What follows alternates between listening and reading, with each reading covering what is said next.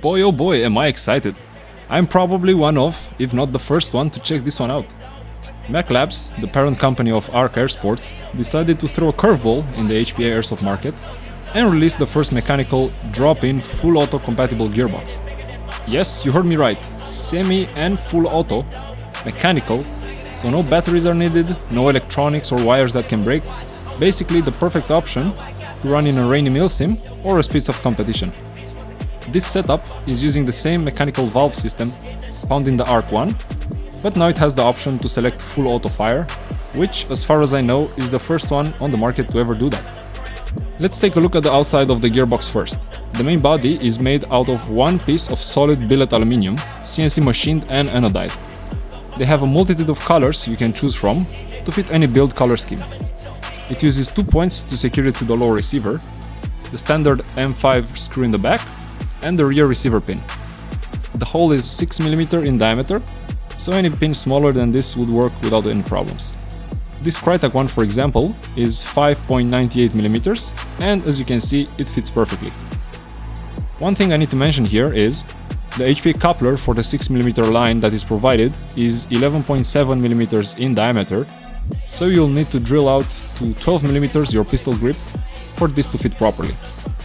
I found the easiest and most friendly with all drills is to use a stepped drill bit, or a Christmas tree as we like to call them, together with an extension. This will make sure your chuck does not hit the pistol grip and will make it easy. We have here 2 holes tapped for the standard AEG M3 screws that will attach the pistol grip to this gearbox. As this is 2024, of course, the trigger pre-travel is adjustable, which I very much like to see. Now let's give it some air and see how this baby sounds.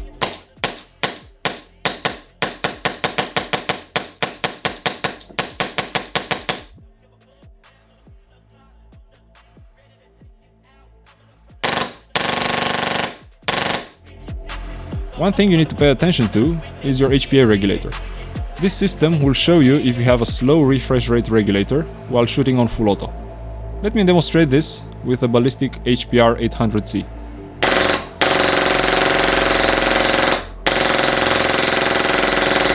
And now with an overreach regulator.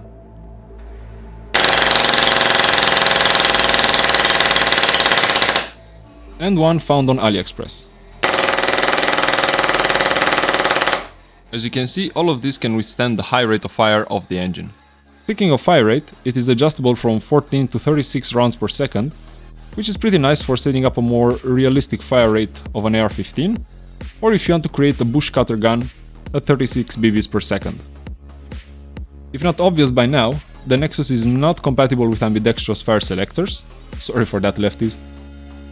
I tested this HPA setup with multiple rifles: Crytek LVOA Warsport, SSR4 metal version from Novritsch, SSR9 DSG version, Double Eagle 904E, Aris AM007, and an SSR4 with polymer body. Out of all of these, it dropped in without issues in the Crytek, the SSR9, and the Double Eagle 904. In the SSR4 polymer version, the magazine release was binding a little bit, but everything else was okay.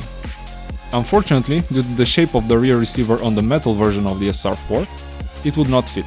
Same thing for the Aris AM007. The proprietary gearbox makes the receiver incompatible with this engine. Also, I tested it with PTS EPM, EPM1, and Novritsch 220 round magazines. As long as your hop-up chamber to receiver setup is compatible, this baby can just drop in and feed flawlessly. As with any other setup, depending on your barrel length, you will get different power outputs for the same pressure used. As a general guide, at 100 psi I got 1.05 joules with the SSR9 DSG stock barrel on 0.25 gram BBs, 1.4 joules with the SSR4 stock barrel on 0.28 gram BBs, and 1.65 joules in the Crytek LVOA with a Prometheus barrel and 0.36 gram BBs. In terms of air efficiency and consumption, as I know many of you are wondering, here are the numbers. Out of a 0.4 liter tank filled to 3000 psi, I was able to get 1500 BBs shot at 100 psi. Then, from a composite tank, 0.5 liters volume, filled to 4500 psi, I managed to shoot 2200 BBs at 100 psi. Please keep in mind that these were mag dumps and the tanks were almost frozen after finishing the tests. In the real world, you will be able to shoot more BBs than me in the same conditions. Considering this system is very similar to the Arc 1, it should get similar air efficiency, albeit at comparable pressures. I want to mention the trigger again, because it is like nothing else I ever shot, and once you get used to it, it is super nice and pleasant to shoot. Being a mechanical engine, you get a very positive reset and nice feedback when shooting. Now let's take a look at the price. When visiting the Mechlabs website, you'll see there are 3 options when purchasing this engine.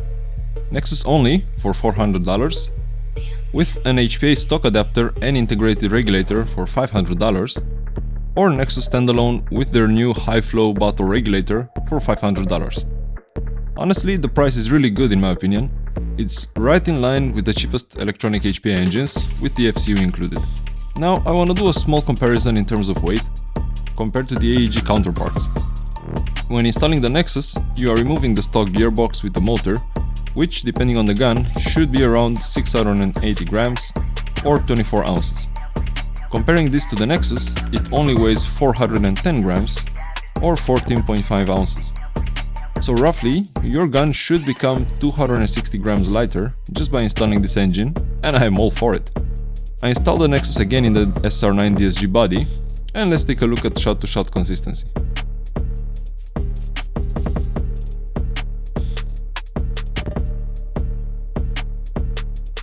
Here is where the refresh rate of your regulator comes in. You will see a drop in power if your regulator cannot keep up on full auto.